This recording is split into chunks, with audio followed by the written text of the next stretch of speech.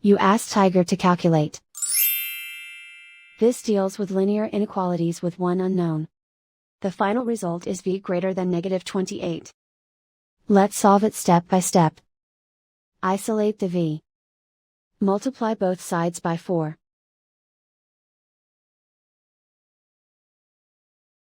Group like terms.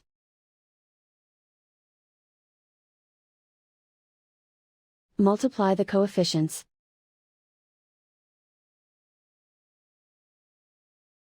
Simplify the fraction.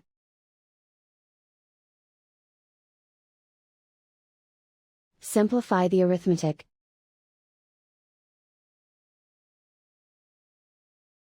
Plot the solution on a coordinate grid.